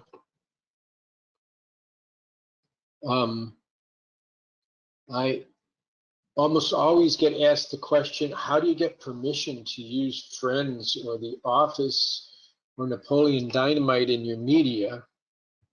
We don't get permission. We just take them off the internet, the images, and use them. Really. We've never been asked to stop. We don't know of any school district that does what we do that's ever been asked to stop. If you are, what you'll get is a letter that's from the attorneys that say, we've noticed you're doing such and such, please cease and desist immediately or face potential legal action, and then you stop. But I've only heard of that ever happening once in 30 years, and it happened with people using Disney characters. So be careful if you use Donald or Mickey or Goofy, because Disney is very vigilant about their proprietary images. It seems nobody else is, or if they do, we're too tiny for them to pay attention to, or they know that this is for non-commercial use, but for public health and safety, and they ignore it. I think in most cases, they don't even have a clue that we're doing it. This is one that came out of a focus group where we asked the kids what they were proud of, and they were proud of the fact that Long Beach school was one of the better schools in Mississippi, and they knew it. And so we used that to our advantage to add value to the message. So they knew, and we've found that they have high grade point, that they have an all-state athletic reputation, and then we added our message, they have a low alcohol use rate. And all three of those messages are true. And so what we're doing here is transferring their good feelings about the pride they have in their school to our message to try to get them to have pride in the fact that it's normal to have a low alcohol use rate. This one's got a lot of different things going on in it. There are some kids who like to see information in scientific terms, bar graphs, and some who like to see them in terms like this, an image of a basketball hoop or what have you. The only criticism we got from students about this poster is they said that we didn't need the girl in the picture. I said, why is she there? Why not just have the graphs? We're like, oh, okay. When we ask in focus groups, would they rather see messages in a scientific or statistical format like a graph, or would they rather see it with like the jumping students or happy kids or people in a pyramid or the football field or Miss Mandy? We get about half saying scientifically in graphic form, and we get about half saying with the more fun, friendly imagery. And when you get that type of answer, it tells you that you just have different types of audience segments out there. And so you want to do both, especially when you get about a 50-50 split like that. If it was a 90-10 split, I'd be less concerned. I'd go with the 90. But if it's a 50-50 split, that's telling me I need to do both and rather than either or. Let me just say quickly about these things. Proximal and distal transference. I've already said something about transference. That's where we take something that we know they like and try to transfer the positive, credible value of it to something we're trying to give them, our product. Proximal and distal, that's where we're talking about. Proximal is their data from their particular high school and their county. Distal is the state of Georgia or the data from the United States in general. So there's proximal and distal informations and norms. So message development checklist. You have this as a handout. Use multiple data points, have many different messages, but one primary idea. Use direct and indirect, use descriptive and injunctive, identify protected behaviors, be aware of the aspirational norms. Use their language.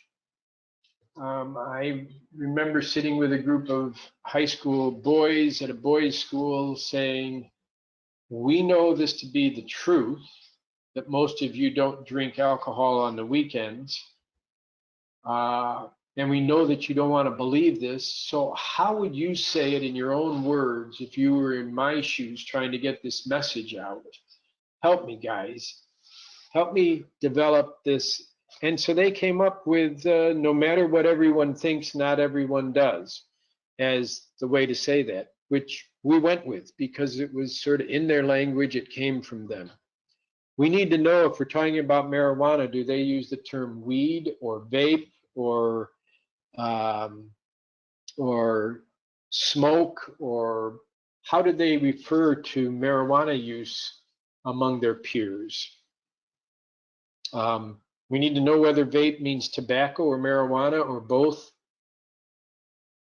So we need to know what language to use as we craft our messages so that they ring true. The message is stated in a positive manner wherever we can. Instead of saying most kids do not do this, we'll say most kids do this. Sometimes you can't say that. So like you can't say most kids. What is the positive way to say most kids aren't smoking? You could say most kids are getting clean air. but that's a little bit far removed unless you connect it with the smoking. So we use things like avoid as a more affirmative or positive way of saying something rather than saying do not. We try to avoid what we call finger wagging messages or you shoulds. So we try not to have messages that say, if you want to be good, you should do this. We don't want to sound like a parent wagging their finger or a grandparent wagging their finger. We want to sound like we are supporting and celebrating their good behavior rather than warning them off of bad behavior. Of course, the message is true. We're not going to give messages that are false. We change messages often, and beware the messenger. The last one here is about who carries the message. Often people want to put their logo on the poster or the name of their organization, or they want to have students put the media up or develop the message. You have to be wary of the messenger. If the messenger is someone that isn't credible, that they don't like, or that they think are hokey in some sort of manner, then your message is going to be compromised. If you use students to carry messages, you have to be sure that the student that's carrying the message is not somebody who's going to undermine the message with their own reputation or behavior. You don't want the biggest dope smoker in the school putting up posters about most kids don't smoke dope. Questions?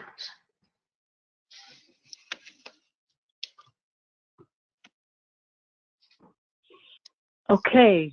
Right now, no one's written any. I actually had a question, Michael, if you don't mind. This is Sure. something that we have experienced in the past.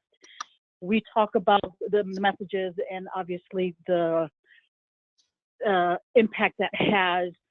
We have found in the past that students sometimes don't believe the fact that most students don't, because again, which is the whole issue, right? This is why we're using this type of strategy, is to change those misperceptions. What happens when you have even the teachers or the adults in the school saying, "Oh, that's not true"? Ooh, So boy, that's a good how one. do you work with with those adults? I mean, you can't answer for the kids, but what do you do when you have maybe some of the teachers or people in the school system, adults, that don't believe the message either? That's a really good one, and it has happened. It's happened more than once. In the best of all worlds, if I have the opportunity and I'm starting a social norm campaign in a high school or middle school, I will try to get the school to allow me time during an assembly at the beginning of the year or at the beginning of the time when we are going to start our intervention, not an assembly, but a teacher institute day or a teacher training or a teacher workshop day. Give me 15 minutes, give me 30 minutes, whatever, to introduce the social norm project to the faculty. Mm-hmm. And often we'll get that. They will give me 15 minutes. 15 isn't a lot. And I'd say, "Hi, I'm Esther, and I'm going to be doing this project in your school this year, and it's going to be different looking to many of you because it's going to focus on the solution. We're going to talk about how good the kids are.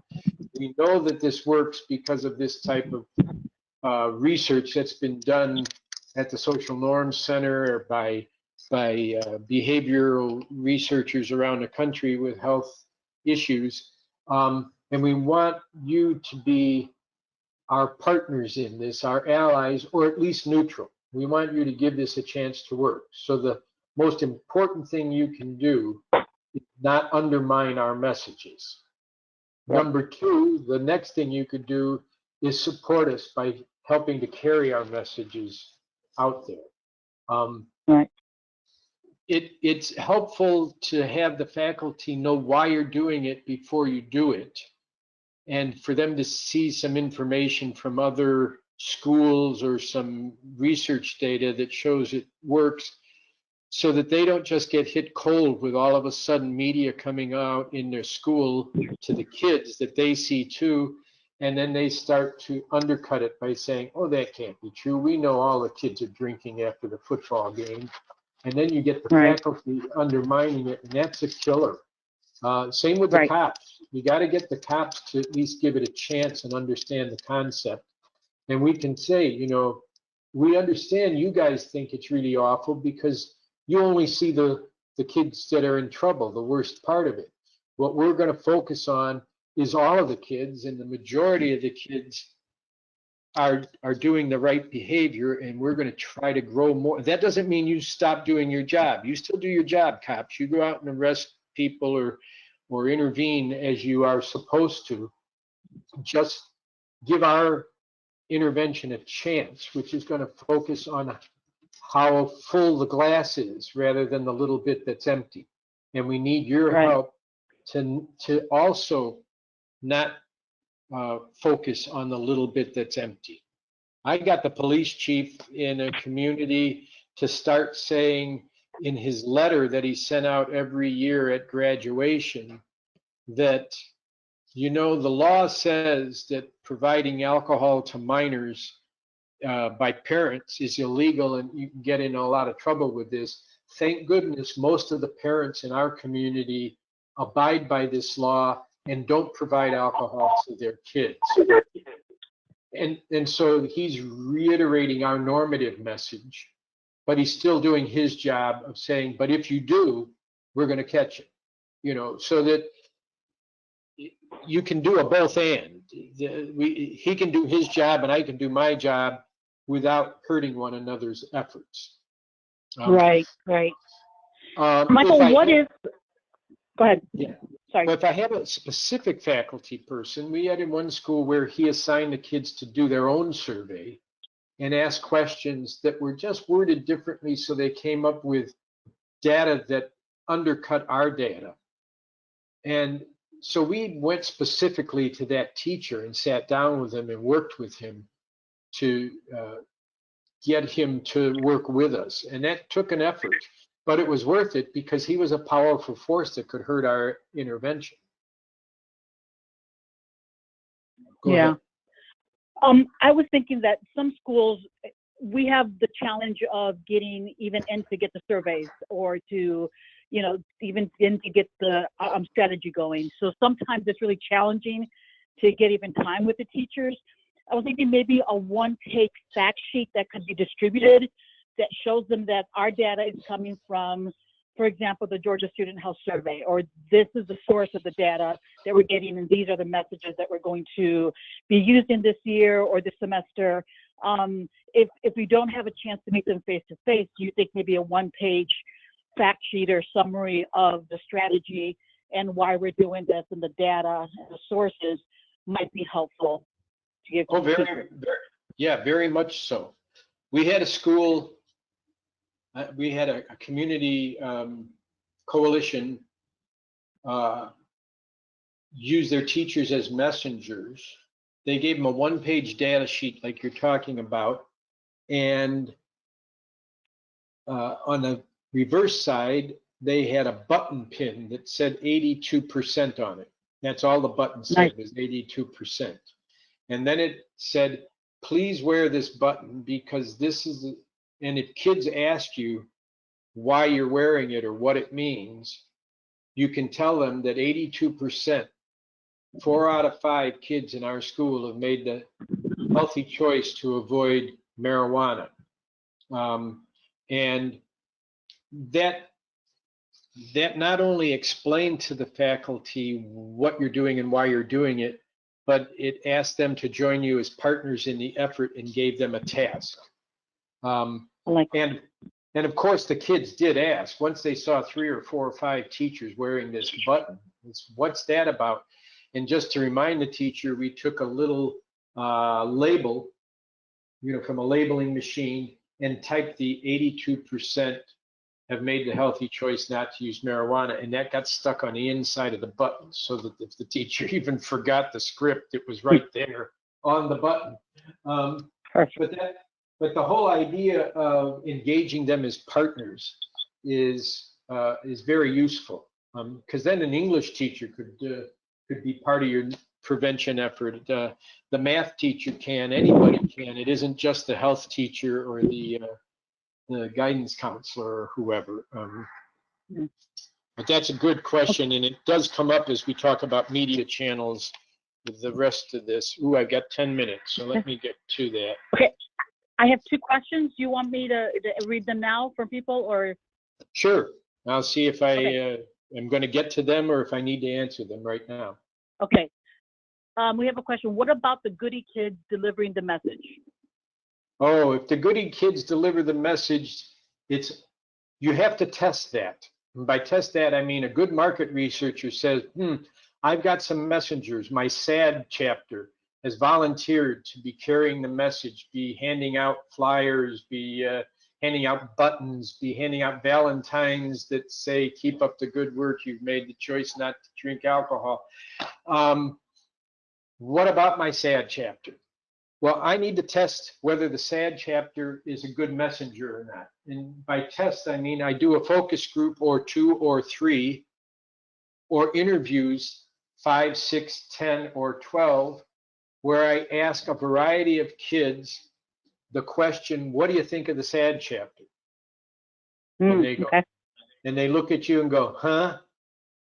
And you say, well, I mean, do you think the SAD chapter are know what's going on in school? Are they kids that are too good for their own good? Are they recovering students that what are they? What do you think of the SAD chapter? Come on, tell me about the SAD chapter here. And if I hear, like I did at one school, our SAD chapter is huge. It's got all sorts of kids in it. It's got athletes in it. It's got student government. It's even got some funky artsy kids and the band kids in it. It's got everybody in it. The SAD chapter means well and does good. Then that's a home run. The SAD chapter can do anything they want and we're good to go. If I hear the SAD chapter is those goody kids who are all against having a good time, they find any way possible to change our good times and our parties into a danger, or they're anti-alcohol, anti-fun, anti-party, then I don't want to use my SAD chapter. Okay. Or if I do, I want them to be invisible. So they can still do the work, but they have to be invisible. Because they're a danger then to the credibility of my message. Okay. The other question? Do you have examples of campaigns for parents and positive social norms? Yes, but I took it out of this workshop because I didn't have time to put it in. I'll be doing it on Monday. Yeah, I was going to say, if you want to send me some of those, we can make them available for Monday's webinar. And the person who's asking for that, we will have some examples ready for Monday. Does that sound okay? That's okay. Or if I don't get to them Monday, that person could contact me directly and I could either talk to them over the phone or send them examples. I've got them in this, even in what we're doing today, some examples of a project that was addressing parents, calling other parents if kids were staying over or going to a party at their house, called Make the Call, and Talk the Talk, which was parents talking to their kids about their expectations and limits around their around alcohol use, and both of which had good positive evaluation. But I don't have them in today's workshop because I didn't think I'd have time to get to them. So in this last few minutes here, let me go through media design and delivery. So how will you tell your story as the media? These are the types of media channels that people have used, and this is a list of things that becomes useful to consider when you have limited choices because of the schools being closed. Most of the projects that we work with, excuse me, are using posters in schools because it's very cheap, it's very effective, because you have a very captive audience and you don't have a lot of competing media. Television would be a real tough one. It's expensive. You have a whole bunch of competing media, and it's virtually out of the question. So is radio for the most part. Except for schools that have their own radio stations or television stations, which some bigger schools or well-funded schools have, in which case then they're really useful channels. Flyers and leaflets can be, people have used placemats in cafeterias or table tents.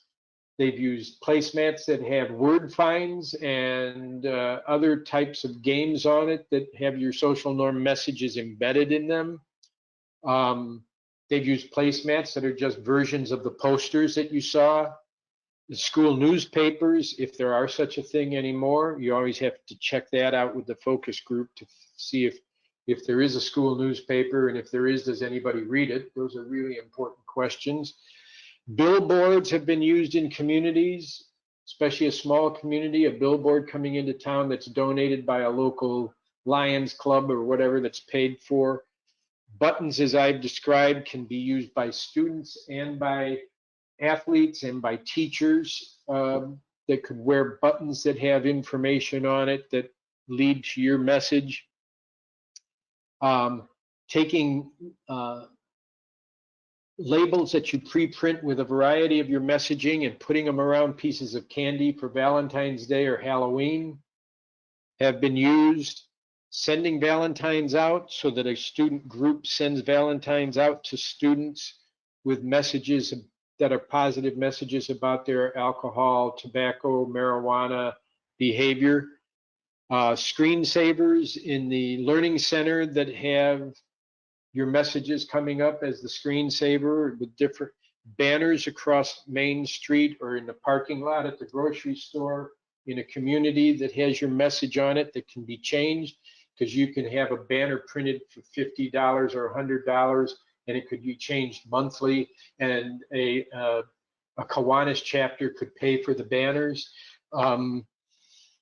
Because those groups like to do something that's very visible in the community and very concrete. And so something like paying for a banner or paying for a billboard or a series of buttons, something very one-time payment for one time in the year for $600 you can get out of a Kiwanis group, and you've got 6 banners at $100 each or 12 banners at $50 each. Of course, social media at this time, and direct mail. We've had many projects use direct mail to parents and students. Direct mail meaning they mail a postcard to the parents or to the students. Everybody likes to get mail instead of junk mail, and real snail mail has become so uncommon nowadays that to get a real piece of mail from somebody other than junk mail, and I would propose that you want to make sure this didn't look like junk mail, can be useful to people. And then, of course, as I showed, the Stall Street Journals. And again, the Stall Street Journals could take the form of mail, they could take the form of social media, as well as the physical Stall Street Journal. And there's probably other channels out there. Every time I work with a community in focus groups with the target audience, I ask them for media channels. I remember a project outside of Boston where we were trying to reach parents, and they said, well, you know, for our little community, if the church is doing a potluck or the PTO is doing a fundraiser, the way they get the message out is they put little sandwich boards up at the stop signs where there are busy intersections. And then everybody in the community sees that message and knows about it. I thought, wow, that's a great place to put our messages up. They said the transfer station where people take their recycling on Saturdays is a great place because lots of people go there and you can reach lots of parents with messages. Oh, okay. Now, I would never think of those things unless I ask my target audience how to reach them. They'll teach me how to reach them. So it's really important to engage your audience as a partner in developing your media channels. Oh, habituation is just a marketing term for when a population has seen your message too many times and it's no longer fresh and it's gotten stale. At first they ignore it. If you continue to expose them to it, they get angry. And if they get angry enough, they tear it down or throw a brick through the banner or whatever it happens to be. You don't want to get even to level 1, let alone 2 or 3. So that's why we change messages often.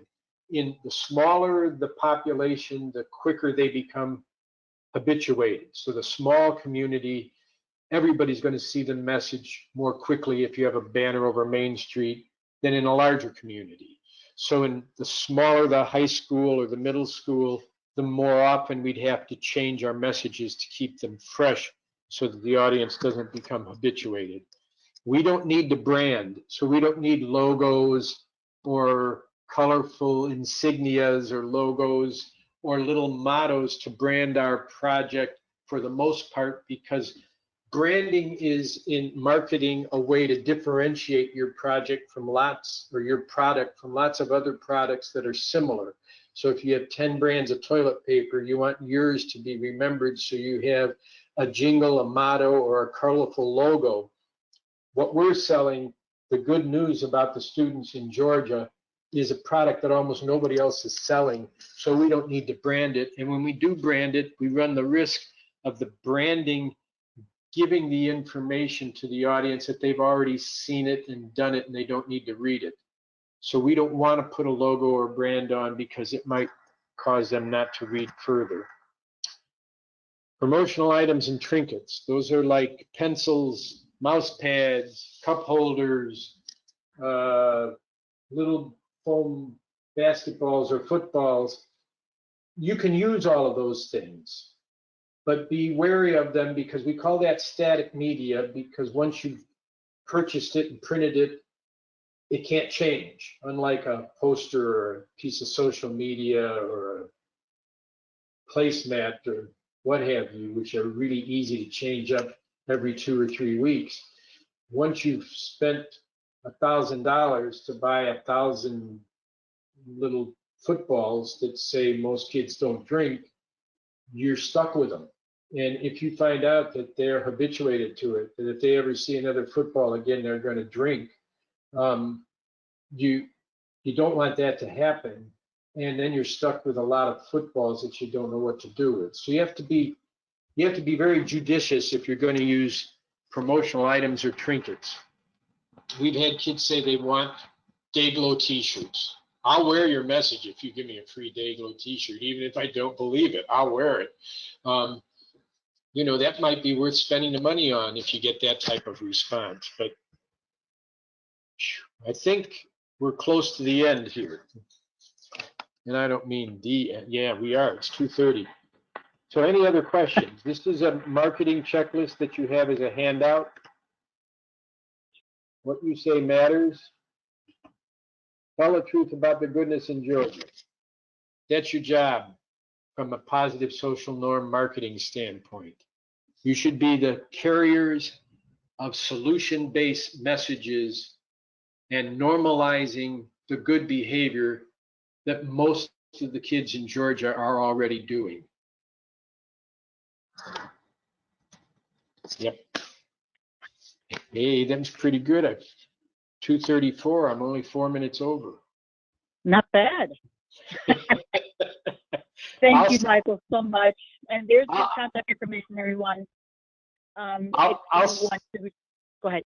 Esther, I'll stick around for any questions for those who want to stay around and ask them, if that's all right. Otherwise, if it isn't, we're done. Okay, well, right now there aren't any questions. So if you have a question while I conclude here, feel free to write that question in. Let me again mention that Michael's contact information is there. I personally have reached out to Michael to do some individual consultation, and it's been wonderful when you have specific questions about your community, your strategy. He's always really helpful in trying to help you figure those things out. So please feel free to reach out to him. We also have a webinar on Monday If you have not registered yet, please do so. It'll be at 1:30. This one will be only 1 hour, and not 2 hours like today. But it is positive social norms during COVID-19. So how do we continue to implement this strategy in the situation that we are in right now? Next, on Monday, you will have the opportunity to express your questions or ask your questions. So everyone will be unmuted, and we will have the opportunity to ask your questions to Micheal, and he will also have a small presentation initially to give us some information that he's already come up with for this topic. Some of it will be repetitious from today, but I hope to have it be more of a dialogue where we brainstorm together. Yeah, that's very good, very good. We do have one more question. What do we do when folks don't believe the survey data, even the students who took the surveys?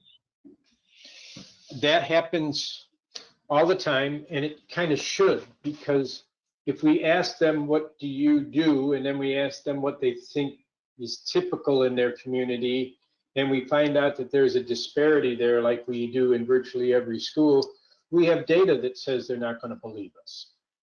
So they're not believing us is something that's going to happen because it should. To combat that, we have to have various ways to make our messages more believable. Certainly, if we just keep repeating it, it starts to become believable. There was that slide that said a lie told often enough becomes the truth. Well, if we keep telling a truth often enough, it becomes the truth. So simple repetition is part of it. Another part of it is, as I said earlier, using other data sources besides your own survey data to convince them. So it's not only survey data from this county or this high school, but also the survey data from the state of Georgia and the survey data from the United States. All are similar. We don't have to give them the exact numbers, but we could say that the United States average teenager says this, Georgia teenagers say this, and early county teenagers say this. And gee whiz, they're all the same thing. Did everybody lie in every state in the United States every year? Come on, that can't be the case. We can also, as I said, use the transference, which is to show them information about something that is very believable, like most kids don't pressure each other to drink, and connect it with something that's less believable. Most kids don't drink after homecoming, so that we're trying to take one very believable message and connect it with another. The very believable message could be most kids like the Falcons better than the Jaguars or the Panthers or whoever, and then link that to, and most kids don't drink after a football game on the weekend. So we're giving them two pieces of information simultaneously, one that they will believe and one that they're not believing, to try to transfer that credibility. And the last thing I do when it comes to believability is, or maybe the first thing, is in those focus groups or interviews, is ask the kids, here's the message that I want to get across. I know a lot of kids aren't going to believe it. How can I make it more believable? I need your help. When I ask high school or middle school kids to help me, they rise to the occasion. They haven't often been asked by adults for help. And if I'm respectful and genuine in my request, I need you to help me get this information across. I need you to help me make it more believable. How can I do that? They'll come up with ideas for you, and some of them are going to be useful. Okay. I don't see any other questions, so I think we are ready to wrap it up for today. Again, please join us on Monday for our next webinar. It'll be at 1:30, and if you have registered, you will receive the email with the link. If you haven't registered, please do so quickly so we can get you on the list and give you the information.